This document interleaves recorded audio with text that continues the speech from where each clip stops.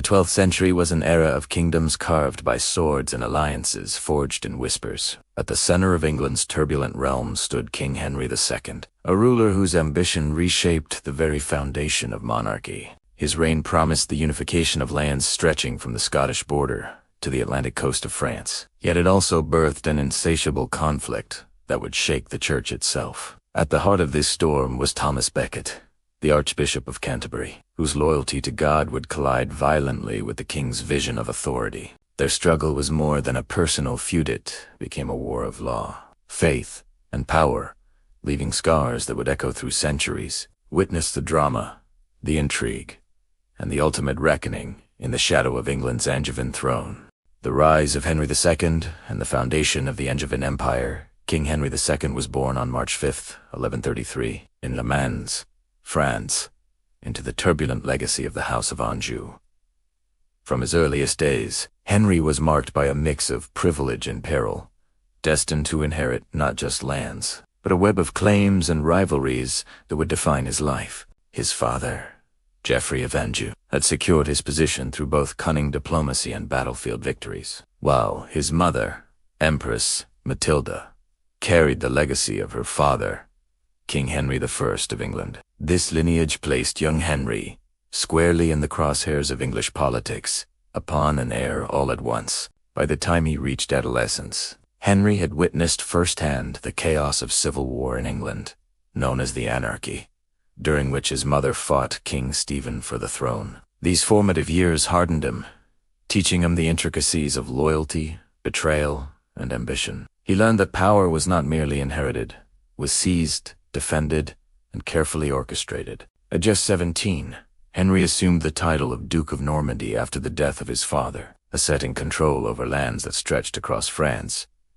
Yet, he was more than a regional lord. He was a strategist, recognizing that his future depended on the delicate balance of alliances and marriages. His eventual marriage to Eleanor of Aquitaine in 1152, one of the wealthiest and most powerful women in Europe, exponentially expanded his dominion, adding vast territories in southwestern France to his already formidable holdings. This union would shape the political landscape of Europe, positioning Henry not merely as an English king, but as the architect of an empire spanning from Scotland to the Pyrenees. Henry's early years were defined by calculated maneuvers to consolidate power. He navigated feudal obligations, subdued rebellious nobles, and forged strategic partnerships with other rulers. Each decision was weighted, every action deliberate. As he prepared for the inevitable moment when the English crown would be within his grasp, by the mid-1150s, Henry stood poised, a young monarch in the making, ready to redefine the nature of kingship and to confront the looming challenge of controlling not just territories,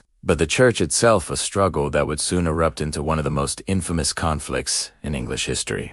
Coronation, consolidation, and the rise of tensions with Thomas Becket. Henry II ascended the English throne on December 19, 1154, following the death of King Stephen, ending decades of civil unrest, known as the Anarchy. His coronation at Westminster Abbey was not merely a ceremonial event. It symbolized the restoration of order to a fractured kingdom. Yet, the challenges he faced were immense. England was scarred by years of war, the nobility divided by shifting allegiances, and the crown's finances in disarray. Henry's first task was clear: consolidate power, stabilize a governance, and assert royal authority over both secular and ecclesiastical spheres. From the outset, Henry displayed remarkable political acumen. He reorganized the administration, strengthened the exchequer to ensure reliable tax collection, and instituted reforms in law that emphasized royal authority over local barons. His vision was ambitious: to create a centralized monarchy capable of projecting power not only in England but across his vast Angevin domains in France.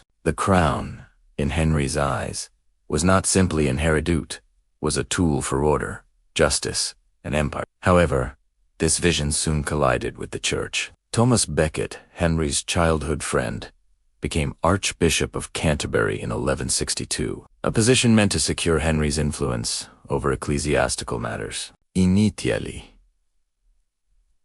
Initially, Henry expected Becket's loyalty to support reforms that would limit the church's power in secular governance, particularly in judicial affairs and taxation. Instead, Becket embraced the role of spiritual authority with zeal, asserting the church's independence and challenging the crown on matters of clerical immunity and legal jurisdiction. The tension between crown and church escalated as Henry's ambitious reforms threatened centuries-old ecclesiastical privileges. Becket excommunicated royal officials who overstepped their bounds, and their correspondence grew increasingly heated. The king's anger at perceived betrayal simmered, setting the stage for one of the most infamous conflicts in English history, a personal and political struggle that would intertwine loyalty, friendship, and the brutal realities of power. While this feud simmered, Henry's reign was also marked by his efforts to secure his legacy through his children. He appointed his sons to govern different regions, reinforcing the family's dominion across the Angevin Empire.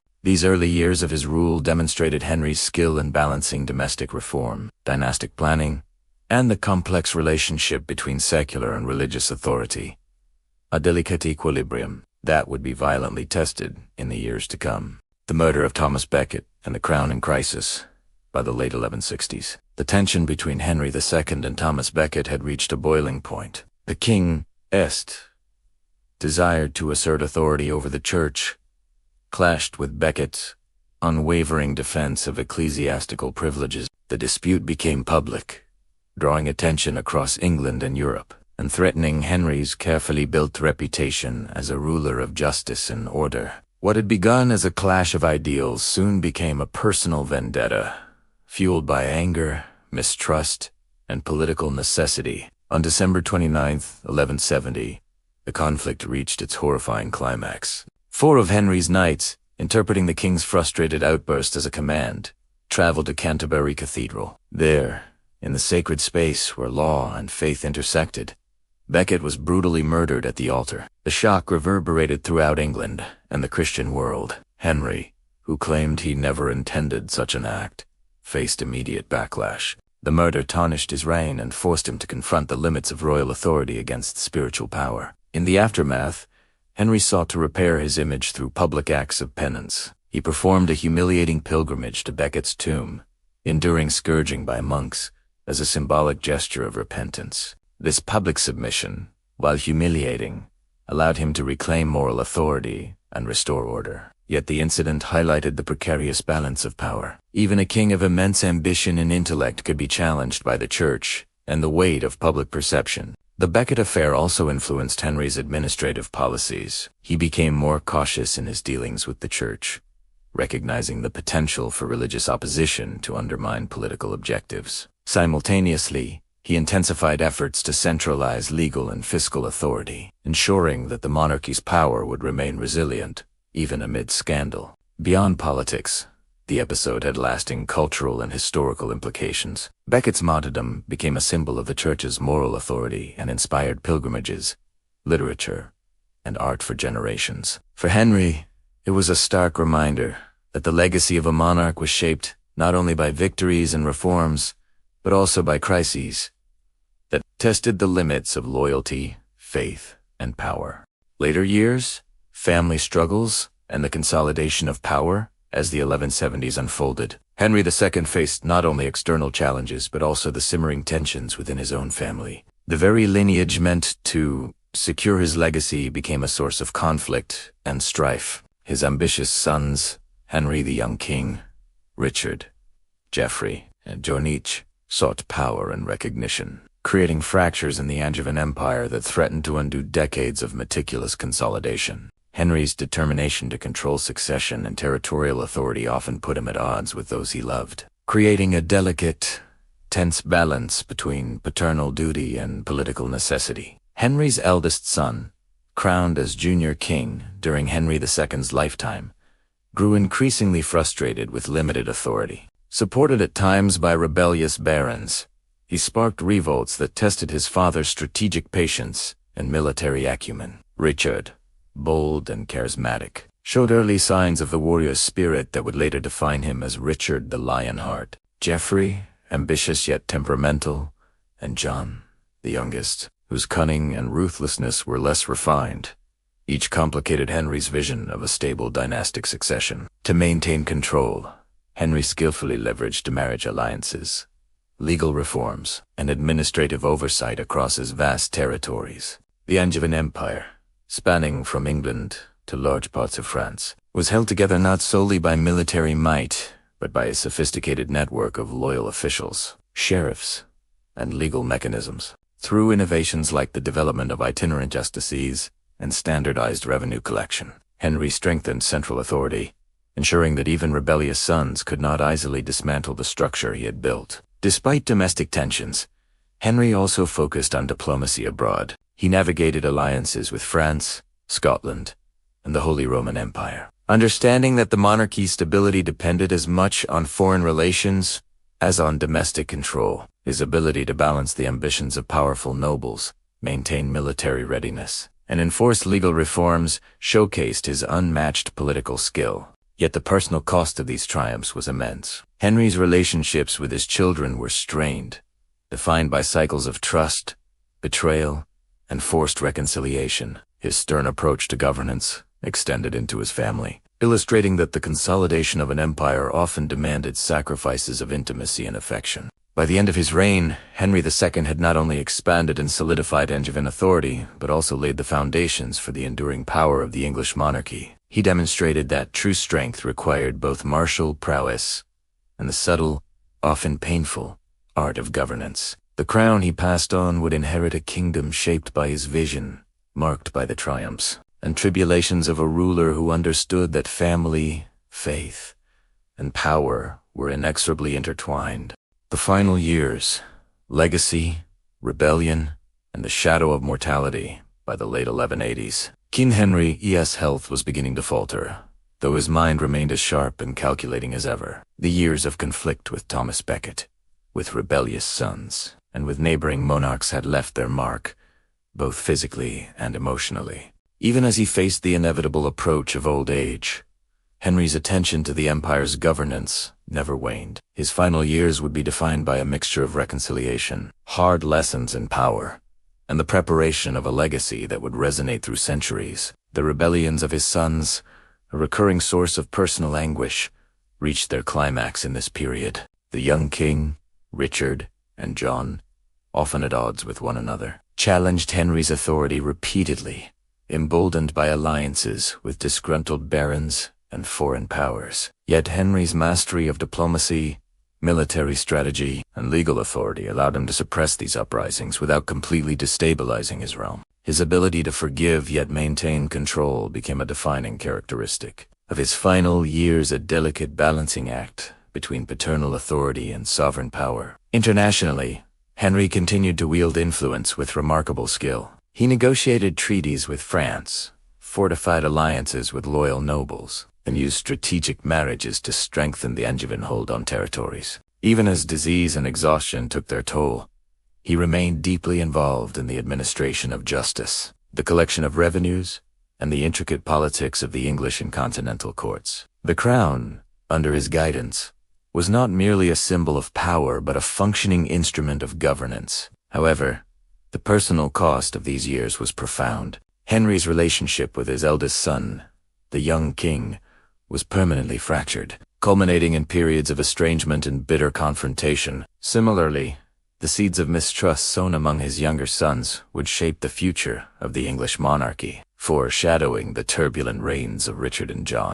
Yet Henry never abandoned the hope of familial unity, often mediating disputes personally and ensuring that, despite rebellion, his children remained bound to the crown's greater purpose. In 1189, after a long and exhausting illness, Henry II passed away at Chinon Castle, France. His death marked the end of an era defined by unparalleled consolidation of power, innovation in governance, and the establishment of the Angevin Empire's vast reach. The legacy he left behind was not merely territorial but institutional, a monarchy capable of balancing military might, legal authority, and political acumen, a model that would inform the English crown for generations. Henry's life demonstrated that true rulership demanded both strength and wisdom. His clashes with the church, rebellious children, and rival monarchs revealed the fragility of power. Yet, his reforms, strategic vision, and tireless attention to governance ensured that the English monarchy emerged more resilient than ever, though his sons would inherit both his strengths and the challenges he left unresolved. Henry II's reign remained a testament to the enduring complexities and responsibilities of kingship. In the centuries that followed, historians would remember Henry not only as a conqueror and reformer, but also as a man who navigated the treacherous intersection of family, faith, and emperor-king, whose legacy shaped the very foundations of the British monarchy. The legacy of Henry II, Richard the Lionheart, and the shaping of the Angevin Empire. Following the death of Henry II in 1189, the Angevin Empire passed into the hands of his eldest surviving son, Richard I, later immortalized as Richard the Lionheart. Richard inherited not only vast territories stretching across England, Normandy, Aquitaine, and beyond, but also the intricate web of political, legal, and familial challenges his father had spent decades constructing. The transition of power revealed the full weight of Henry's legacy.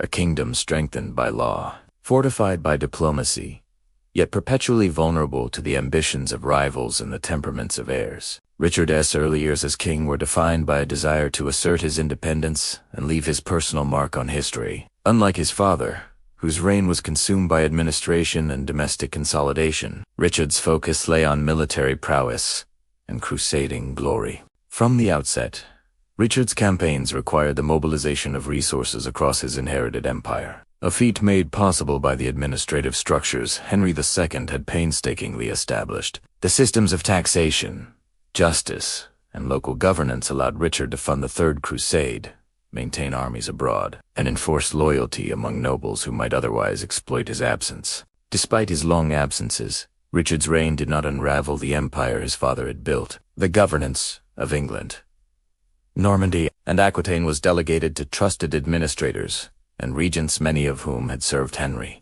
to ensuring continuity in law and policy. Yet the challenges of succession and rebellion persisted. John, Richard's younger brother, often acted opportunistically, seeking to expand his influence in territories held by Richard. The tension between the brothers reflected the ongoing complexities of dynastic politics, a pattern established during Henry II's long reign. Internationally, Richard faced the pressures of alliances and enmities that Henry had carefully managed. Relations with France remained tense, as the French crown sought to reclaim lands lost to the Angevin. Richard's military campaigns and fortification of key strongholds echoed his father's strategic vision, demonstrating that the stability of the Angevin Empire rested on both force and foresight. The combination of Henry's legal reforms and Richard's martial prowess ensured that England maintained prominence as a European power, even as internal and external pressures mounted. Richard's legendary reputation often overshadowed the administrative genius of Henry II. Yet historians recognize that without his father's foundational work, the Lionheart's exploits would have lacked the resources and organization to succeed. Henry's emphasis on centralized justice, codified rights, and the professionalization of governance created a resilient monarchy, capable of enduring the unpredictability of medieval warfare and the volatility of nobility. The reign of Richard also highlighted the personal costs of royal ambition. The pressures of leadership, exile from his own lands, and constant military engagement mirrored the challenges Henry II had faced. While Richard pursued glory abroad, his father's lessons on balancing power, diplomacy, and authority remained crucial to the empire's survival. The structures Henry established continued to guide advisors and regents, ensuring that the monarchy could operate even in the physical absence of its sovereign. Ultimately, Henry II's influence extended far beyond his death. The Angevin Empire, though tested by rebellion and international rivalry, maintained cohesion through the combination of inherited structures, legal reforms, and the discipline instilled in its heirs. Richard's reign exemplified the dual legacy of his father, the necessity of strong, centralized governance, and the understanding that true monarchy required both courage and careful stewardship. In this period, the seeds planted by Henry II began to bear lasting fruit. His children, while often in conflict, inherited a kingdom capable of sustaining military campaigns, defending its territories, and asserting its influence across Europe. The monarchy's enduring resilience can be traced to Henry's vision, a ruler who understood that power was not merely inherited, but actively maintained through strategy, law, and the careful management of both family and realm. The story of Henry II and Richard I underscores a central theme of British royal history: the interplay between personal ambition, dynastic duty, and institutional strength. It is a lesson repeated through the ages, demonstrating that the survival and power of the monarchy rely on foresight, adaptability, and the delicate balance between authority and counsel. The later Angevines, John Magna Carta, and the enduring influence of Henry II after Richard the Lionheart's death in 1199. The throne passed to his youngest brother, John, a ruler whose reign would be defined by turbulence, political crisis, and the enduring shadow of his father Henry II's accomplishments. Unlike Richard, John was more intimately involved with domestic governance, yet his reign revealed both the strengths and vulnerabilities inherent in the system Henry II had built. John inherited a kingdom fortified by administrative reform, legal precedent, and the loyalty of seasoned advisors.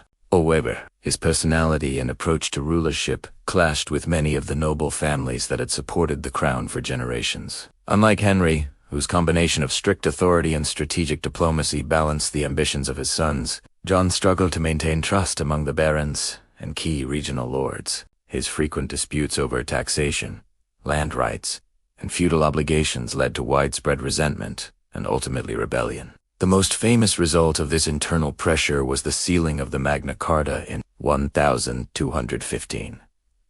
Though it has since become symbolic of liberty and constitutional governance, in John's time it was a pragmatic compromise forced by rebellion. The barons demanded limitations on royal authority, protections for their lands, and assurances of legal process, while John reluctantly agreed.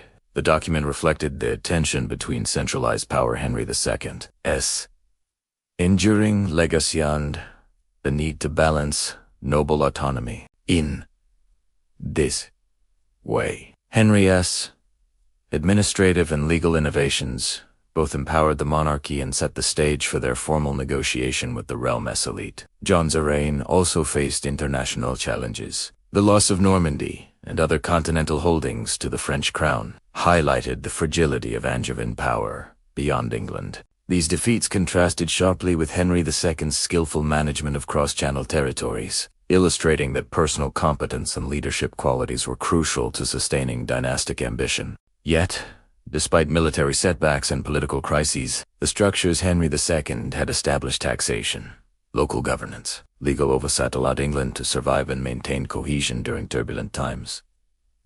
The interplay between monarchy and nobility during John's reign emphasized a recurring lesson from Henry II's time. Effective rule required not only force but legitimacy. A king could not rely solely on military strength. He had to earn the loyalty and trust of powerful subjects. Magna Carta codified aspects of this principle, ensuring that future English monarchs would govern with both authority and accountability. A balance first practiced, if imperfectly, under Henry II. John's personal conflicts strained relations with his brothers, disputed marriages, and ongoing quarrels with the Church code. The patterns established under Henry II, the clash with Thomas Becket had set a precedent for tensions between crown and church, a theme that continued under John, whose excommunication and reconciliation with the papacy mirrored the delicate negotiations Henry had navigated decades earlier. Ultimately, John's reign serves as both a cautionary tale and a testament to Henry II's lasting influence. Despite rebellion, territorial loss, and political failure, the monarchy endured. The structures, laws, and administrative frameworks created under Henry II allowed England to survive a turbulent era, proving that dynastic strength relied as much on institutional resilience as on individual charisma or martial prowess. The Angevin era, from Henry II through John, shaped the future of the British monarchy in profound ways. Henry's emphasis on law, governance, and centralized authority created a foundation that could withstand the missteps of less capable heirs. John's challenges highlighted the importance of balancing power with accountability, a principle that continues to underpin the British monarchy today. The enduring influence of Henry II is evident not only in the legal and administrative structures of the time, but also in the lessons learned by successive monarchs who recognized that the crown's survival depended on wisdom, negotiation, and strategic foresight. Through the triumphs and failures of his children, Henry II's legacy remained embedded in the monarchy. His reign demonstrated that a strong ruler could shape history, But it also showed that the crown's survival depended on more than inheritance. It required careful stewardship, skillful diplomacy, and the ability to adapt to evolving political landscapes. This dual lesson, forged in the Angevin era, became a guiding principle for centuries of British rulers who sought to maintain power while navigating the ever-shifting currents of nobility, clergy, and international relations. Legacy of Henry II and the Angevin dynasty. Foundations of the modern British monarchy. Henry II's reign, stretching from 1154 to 1189, marked a transformative era for the English crown. Beyond the military campaigns and dynastic intrigues, his vision fundamentally reshaped governance, law, and the relationship between monarchy, nobility, and church. By establishing a centralized legal system, regularizing taxation, and enforcing feudal obligations, Henry II created a framework that would endure far beyond his lifetime, influencing both his immediate heirs and the long arc of the British monarchy. The Angevin dynasty, though marked by turbulence under Richard the Lionheart and John, demonstrated the resilience of Henry II's administrative innovations.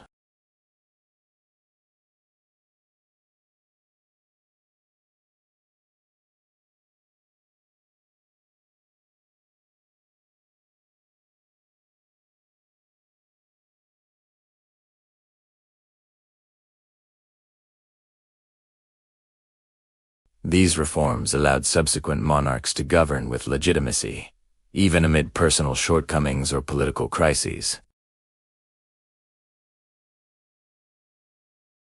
The tragic clash with Thomas Becket revealed the delicate balance required between secular and ecclesiastical power. While the martyrdom of Becket shocked Europe, it forced Henry to recognize the limits of royal authority over the Church.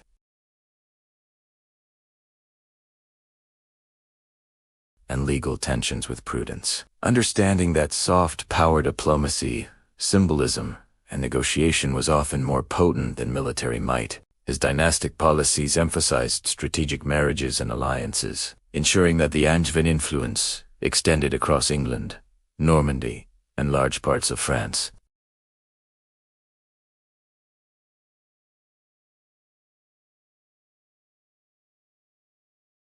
Even the failures of his sons Richard's absence due to crusades and John's rebellion-prone governance highlighted the enduring strength of the institutional structures Henry II had created. A monarchy grounded in law and administration could withstand personal failings and external pressures.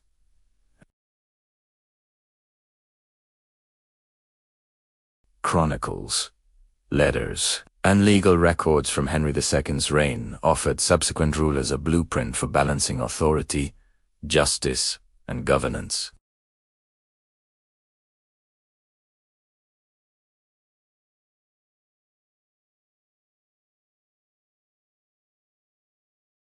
It became a lesson for every generation. True royal power lay not merely in conquest or inheritance, but in creating systems that could endure centuries of challenges. In the broader sweep of British history, Henry II's reforms shaped the development of constitutional monarchy, the seeds of Magna Carta, the balance of power between the crown and barons, and the establishment of law as a unifying principle, all trace back to his reign. The crown became not only a symbol of dynastic authority but also a central institution capable of guiding the nation through internal strife and external conflict.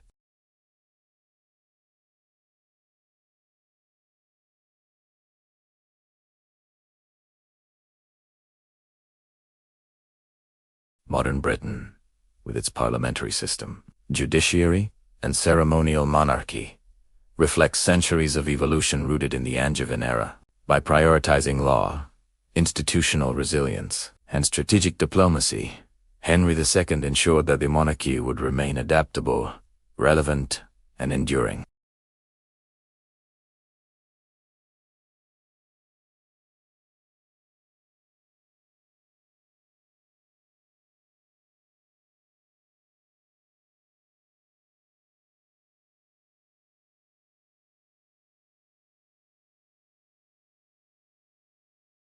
While battles were fought and dynasties challenged, the crown endured, demonstrating that effective monarchy is as much about foresight, law, and diplomacy as it is about inheritance or martial strength.